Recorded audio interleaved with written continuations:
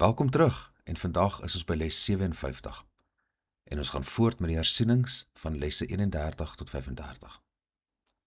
Hersieningsidee 31. Ek is nie 'n slagoffer van die wêreld wat ek sien nie.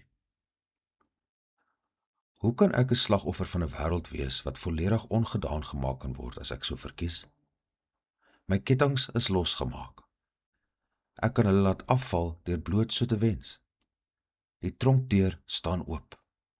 Ek kan vertrek deur eenvoudig uit te loop.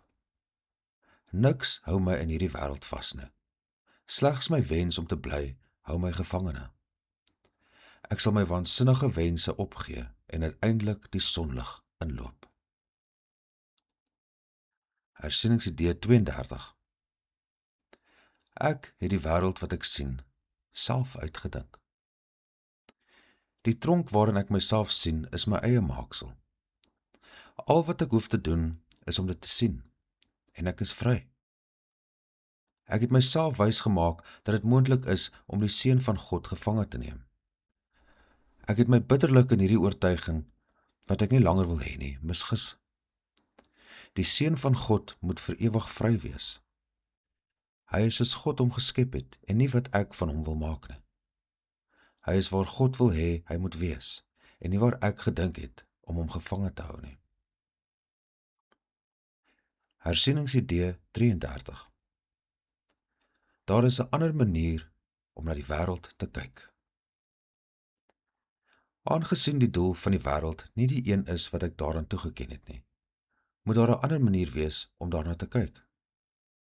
Ek sien alles onderste bo en my gedagtes is die teenoorgestelde van die waarheid.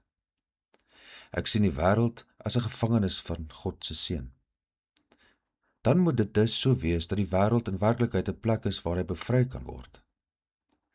Ek wil die wêreld beskou soos dit is en dit sien as 'n plek waar die seun van God sy vryheid vind. Hersieningsidee 34.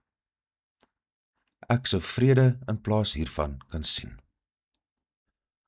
Wanneer ek die wêreld as 'n plek van vryheid sien, besef ek dit weerspieël die wette van God in plaas van die reëls wat ek daarvoor opgemaak het, waaraan hy moet gehoorsaam. Ek sal begryp dat vrede daarin woon en nie stryd nie. En dan sal ek sien dat vrede ook woon in die harte van almal wat hierdie plek met my deel. Hersieningsidee 35.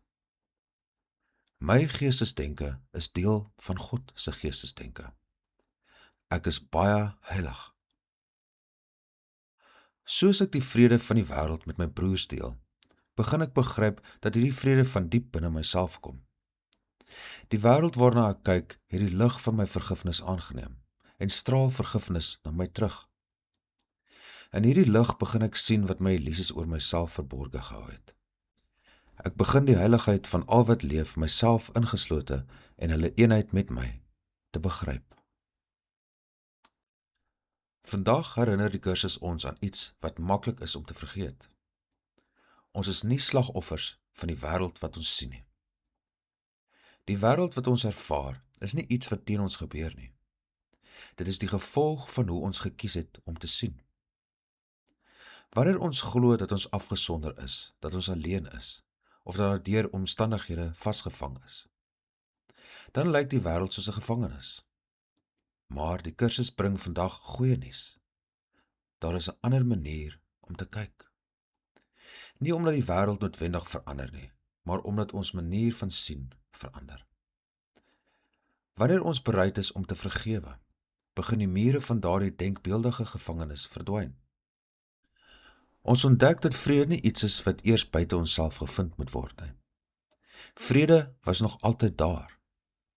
Dit het net gewag dat ons weer daarvoor oop word. En dan begin ons ook iets besonders raak te sien.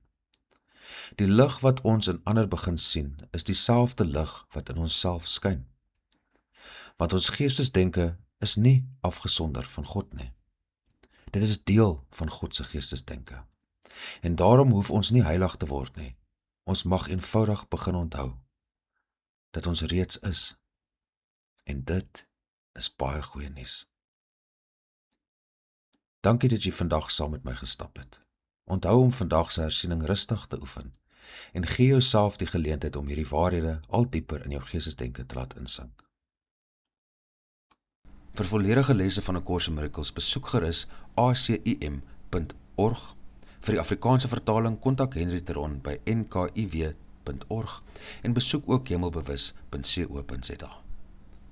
Vergewe, sien anders.